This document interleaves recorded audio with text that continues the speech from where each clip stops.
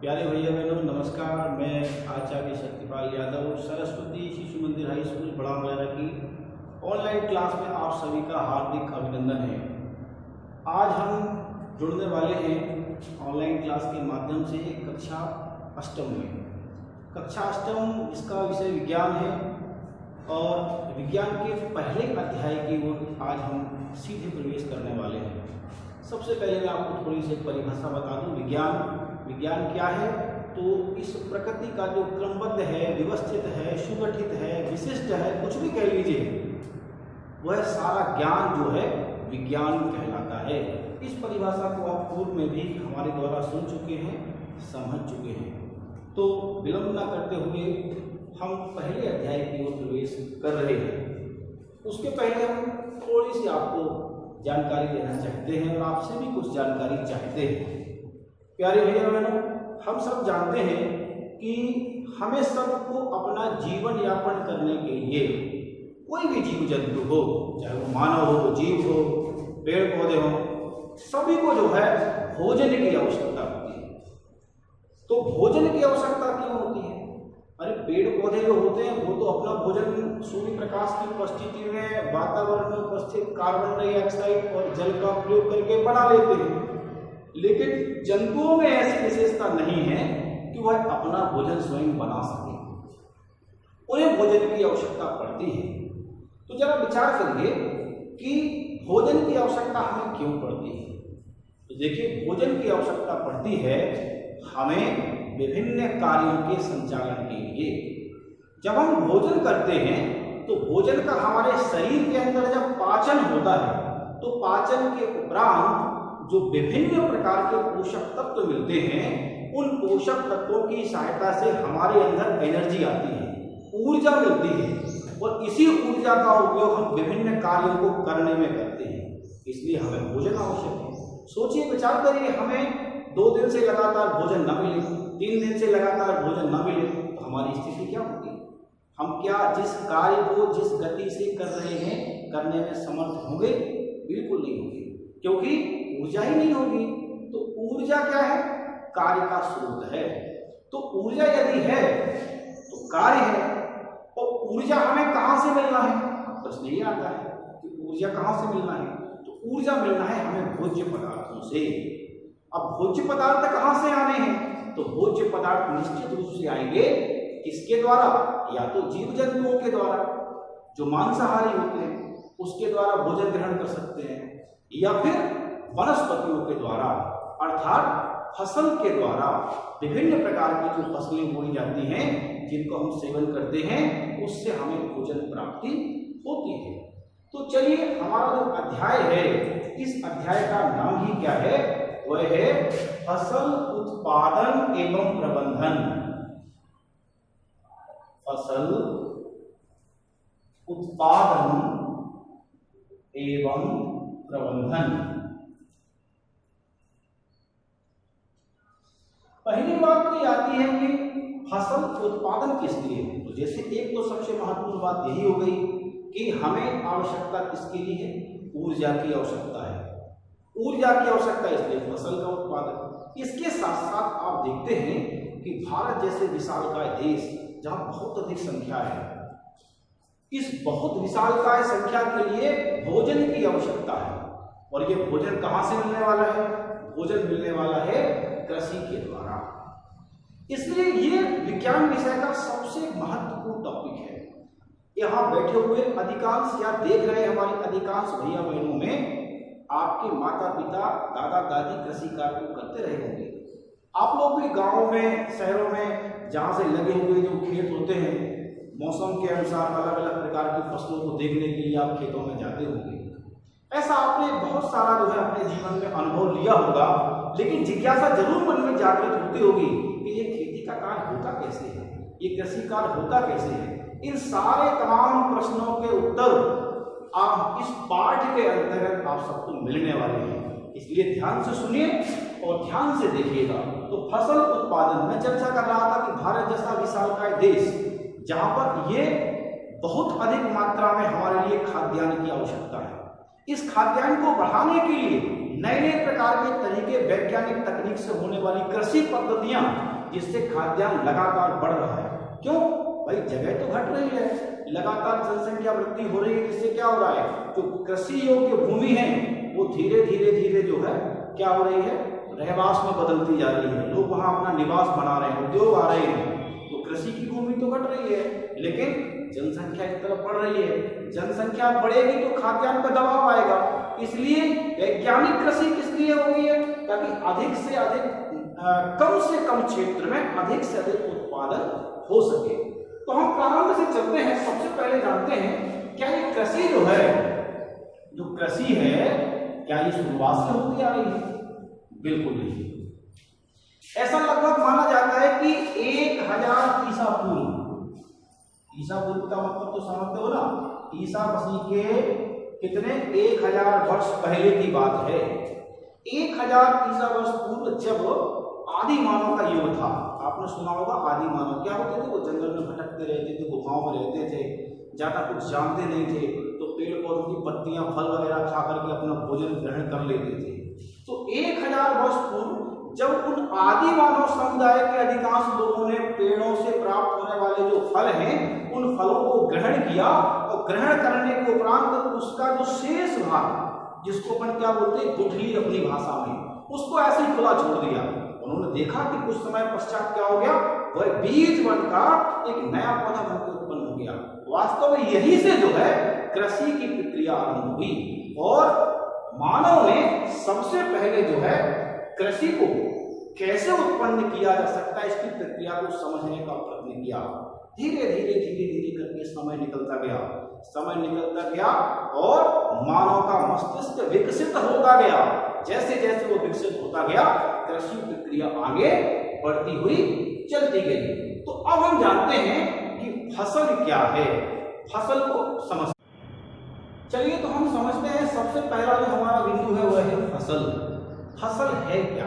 फसल कहते किसे हैं? तो देखिए, आप जब खेतों में जाते हैं तो आपको लगता है कि एक जैसे पौधे पूरे भाग में उगे हुए होते हैं, विशाल क्षेत्र में 1 एकड़, 2 एकड़, 3 एकड़, 4 एकड़ में कहीं कहीं तो नजर जाती है, तो एक जैसे पौधे नजर आते हैं। कहीं गेहूं के, कहीं सरसों के, मौसम के अनुसार जो है, ऋतुओं के अनुसार अलग अलग बहुत अधिक मात्रा में पौधे आपने देखे होंगे। तो बस है क्या? यही तो फसल है। इसको यदि अपन डिफाइन करें, परिभाषा लिखें, तो क्या लिखेंगे?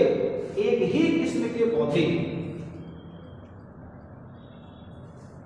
एक ही किस्म के पौधे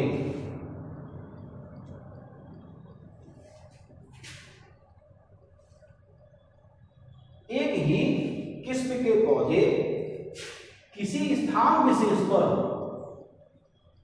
किसी स्थान विशेष पर बहुत अधिक मात्रा में, बहुत अधिक मात्रा में जब उगाए जाते हैं,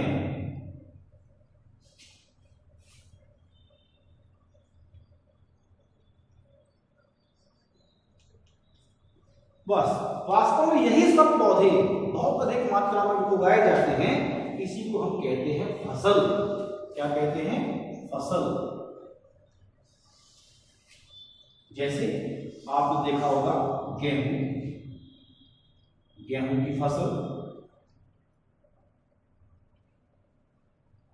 आपने देखा होगा सोयाबीन की फसल,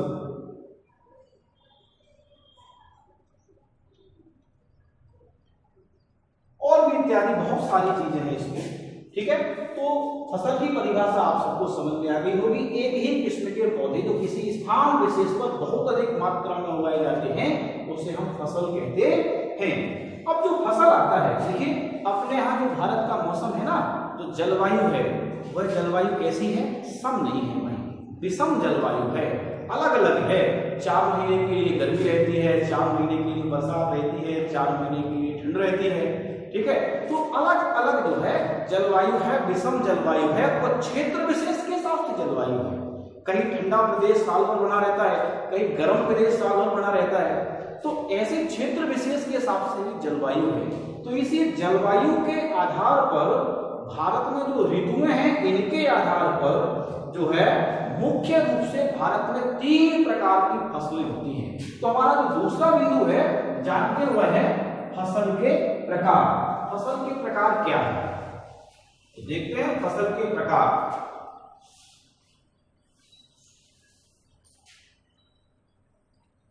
फसल के प्रकार,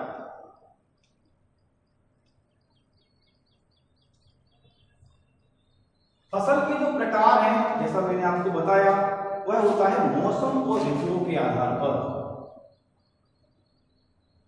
मौसम और जो है ऋतुओं के आधार पर फसल का वर्गीकरण होता है। तो मौसम और ऋतुओं के आधार पर जो भारत में फसल उगाई जाती है यह मुख्य रूप से 3 प्रकार की है। क्रमांक 1 जिसको हम कहते हैं रबी की फसल, आप सब ने इनके नाम सुने होंगे। क्रमांक 2 जिसको हम कहते हैं खरीफ की फसल,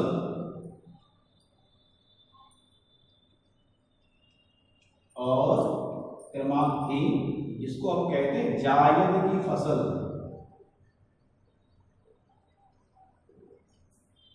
ये मौसम और ऋतुओं के आधार पर 3 प्रकार से फसलों का वर्गीकरण हुआ है। आप सब लोगों ने गेहूं को देखा होगा, गेहूं को देखा होगा, चना को देखा होगा, मटर को देखा होगा, अलसी को देखा होगा। ये सब एक साथ एक सीजन में उगाए जाते हैं। यानी कि जो फसल शीत ऋतु में उगाई जाती है, शीत ऋतु में जो फसल उगाई जाती है, अब शीत ऋतु में भी कब, उसमें भी जो है अक्टूबर से लेकर मार्च तक, अक्टूबर से मार्च तक जो है जो फसल उगाई जाती है वह हमारी रबी की फसल होती है। इसमें मुख्य रूप से क्या होता है भाई, रबी की फसल में मुख्य रूप से होता है जैसे गेहूं रबी की फसल में होता है, चना रबी की फसल के अंतर्गत आता है, मटर रबी की फसल के अंतर्गत आता है, सरसों रबी की फसल के अंतर्गत आता है, अलसी रबी की फसल के अंतर्गत आता है, इत्यादि। इसी प्रकार से जो खरीफ की फसल होती है, देखिए शीत ऋतु में इसलिए क्योंकि अक्टूबर से मार्च तक जो मौसम होता है वो ठंडा होता है, और इन फसलों के लिए जो अनुकूल वातावरण है वह ठंडा वातावरण है, क्योंकि ठंडे वातावरण में ये फसल ही सही रूप से विकसित हो सकती हैं। गर्म मौसम में नहीं तो लोग साल भर ना उगाते, साल भर उगाते, लाभ करते, लेकिन नहीं, ऐसा नहीं है, क्योंकि वैसे भी बता चुका हूं कि मौसम और ऋतुओं के आधार पर तय होता है कि किस फसल को कब बोना है। दूसरा आता है हमारा खरीफ की फसल। तो जो खरीफ की फसल है ये वर्षा ऋतु में होती है, जो हमारी वर्षा ऋतु है इसमें खरीफ की फसल किस समय, इसके लिए भी समय है, और वो समय है जून से सितंबर। अभी वर्तमान में खरीफ की फसल का ही समय चल रहा है, बौनी चल रही है। आपको पता होगा, अनेक लोग कह रहे हैं कि बौनी हो गई, पानी नहीं बरस रहा है क्योंकि बरसात है। तो बरसात में जो है खरीफ की फसल उगाई जाती है। इस खरीफ की फसल में जो शामिल होते हैं वो क्या होते हैं भाई, इसमें रहता है आपका, देखिए जो मुख्य रूप से है वह है धान, मक्का, सोयाबीन, धान, मक्का, सोयाबीन, मूंगफली इत्यादि। ये सब जो है कपास इसी के अंतर्गत आता है। ये सब जो है खरीफ की फसल के अंतर्गत आते हैं, जो वर्षा ऋतु में इनको उगाया जाता है। और तीसरी प्रकार की जो फसल आती है वह आती है हमारी जायद की फसल। तो जायद की जो फसल है वो मार्च से जून के बीच में, मार्च से जून के बीच में जो है हमारी जायद की फसल उगाई जाती है। इसमें जैसे अभी तो आप लोगों ने बहुत सारी चीजों का सेवन किया होगा गर्मी में, जैसे खरबूजा, तरबूज, ककड़ी, ये सब खाए हैं ना अभी। तो ये सब किसमें है, ये सब जो आते हैं ये जायद की फसल के अंतर्गत आते हैं। तो इस प्रकार से हमने पढ़ा कि फसलों का जो प्रकार है वो भारत में ऋतुओं और मौसम के आधार पर है। इसकी 3 कैटेगरी मैंने आपको बताई, रबी की फसल, खरीफ की फसल और जायद की फसल। कौन सी फसल किस मौसम में, किस समय, किस महीने के अनुसार बोई जाती है और कौन कौन सी वो फसलें होती हैं, इन सबकी जानकारी मैंने आपको बता दी। चलिए चलते हैं उपयोगिता के आधार पर फसल के क्या प्रकार। तो उपयोगिता के आधार पर जो फसल है, देखिए फसल तो सभी उपयोगी हैं, कोई भी ऐसी नहीं है जो उपयोगी ना हो, लेकिन हमने इसको अलग अलग कैटेगरी में बांटा है, जिसमें हमने इसकी 5 कैटेगरियां ली हैं। इसमें पहला अनाज वाली फसल, तो देखिए इसमें गेहूं है, जौ है, ज्वार है, मक्का है, बाजरा है, ये सब जो है अनाज हैं, इसको अपन अनाज कहते हैं। रोटी खाते हैं ना, तो रोटी अनाज की ही बनती है, तो ये क्या है, अनाज वाली फसल है। ठीक है, इसके बाद आती है दलहनी फसलें, इसमें अरहर है, मूंग है, चना है, मसूर है, उड़द है, ये दाल, जितने भी प्रकार की दाल होती है वो सब दलहनी फसलें कहलाती हैं। दाल हमारे लिए बहुत उपयोगी है, क्योंकि दाल में बहुत अधिक मात्रा में क्या होता है, प्रोटीन होता है, लेकिन अधिक सेवन करना भी इसके लिए हमारे लिए नुकसानदायक है, क्योंकि अधिक मात्रा में प्रोटीन लेने से हमारी कई सेल्स कमजोर पड़ने लगती हैं, इसलिए हमें अधिक मात्रा में दाल का सेवन नहीं करना चाहिए। ठीक है, इसके बाद है तिलहनी फसलें। तिलहनी फसलें वो होती है जिनसे तेल निकलता है, जैसे आपने देखा होगा मूंगफली है, ठीक है, तिल ही है, इसको अपन अपनी भाषा में तिली बोलते हैं, तिल है, ठीक है, अलसी है, सरसों है, सोयाबीन है, ये सब जो है तिलहनी फसलें कहलाती हैं। मसाले तो आप जानते हैं, अपने घर में जब किचन में आप जाते हैं भोजनशाला में, तो आप देखते हैं कितने प्रकार के मसाले, इसमें हल्दी है, आपका मिर्चा है, आपका धनिया है, आपका अजवाइन है, आपका जीरा है, अनेक प्रकार के जो है मसाले आपके भोजनशाला में रखे होते हैं। ये सब कहाँ से आते हैं भाई, आते तो सब फसल से ही हैं। तो मसाले भी जो है उपयोगिता के आधार पर सबसे महत्वपूर्ण इनका योगदान है। फल सब्जी, इनके बारे में तो ज्यादा बताने की आवश्यकता ही नहीं है। कितने प्रकार के फल, केला, आम, अंगूर, सेब, अनार, इसी प्रकार से सब्जियों में भी आपने देखा होगा आलू, बैगन, टमाटर, बहुत सारे प्रकार हैं इसके। तो ये सब उपयोगिता के आधार पर हमने फसलों का जो वर्गीकरण किया है, ये सब बात आपको समझ में अच्छी तरह से आ गई होगी। तो चलिए अब हम चलते हैं इस पाठ के मुख्य बिंदु पर। ये सारी फसलें जो उपयोगिता के आधार पर भी हैं, ऋतुओं के आधार पर भी हैं, ये सारी फसलें जो उत्पन्न की जाती हैं, जो पैदा की जाती हैं, इसके लिए क्या क्या क्या प्रोसेस है। तो अगर इसकी पद्धति को आपको जानना है तो मैं आपको विश्वास दिलाता हूं, आप मुझसे भी अच्छा जान सकते हैं। कहां? आप अपने नजदीकी गांव में, शहर में कोई किसान यदि खेती का कार्य करता है तो हमारे प्यारे भैया बहनों, उनके पास जाकर के 1 घंटे 2 घंटे अवश्य बैठिए, और बैठने के बाद उनसे एक प्रश्न जरूर करिए कि हमें यह बताइए कि खेती कैसे होती है, गेहूं की खेती कैसे होती है, चने की खेती कैसे होती है, और आप उस जानकारी को लिखिए, नोट करिए। मैं विश्वास दिलाता हूं आप उनसे, मुझसे भी बहुत अच्छा सीख सकते हैं। तो मुझे विश्वास है इस वीडियो को देखने के बाद हमारे भैया बहन अपने नजदीकी, जो नजदीक से नजदीक आपके घर परिवार में कोई किसान है जो खेती का कार्य करता है, तो उसके पास हमें जाना है। किसान साधारण नहीं है इस देश का, किसान, ठीक है ना, इस देश का सबसे महत्वपूर्ण भाग है। आपको याद होगा नारा किसने दिया था? लाल बहादुर शास्त्री ने, जय जवान जय किसान। लेकिन हमारे देश के प्रधानमंत्री ने इसमें और ऐड कर दिया है, जय विज्ञान। जय जवान जय किसान जय विज्ञान, क्योंकि ये तीनों हैं, ये तीनों वास्तव में इस देश की आधारशिला हैं।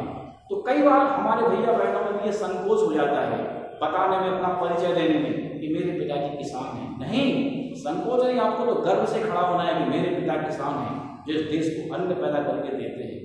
तो जाइए उनके पास कृषि से संबंधित जानकारी जरूर लीजिए, और अगले वीडियो में हम जरूर पढ़ेंगे कि कौन कौन सी कृषि पद्धतियां हैं, कौन कौन से कृषि ऐसे कार्य हैं जो फसल उत्पादन के लिए बहुत ही आवश्यक हैं। तो आपको ये गृह कार्य जो मैंने दिया है, प्रोजेक्ट वर्क है, इस सबको करना है, अनिवार्य रूप से करना है। फिर मिलेंगे, धन्यवाद।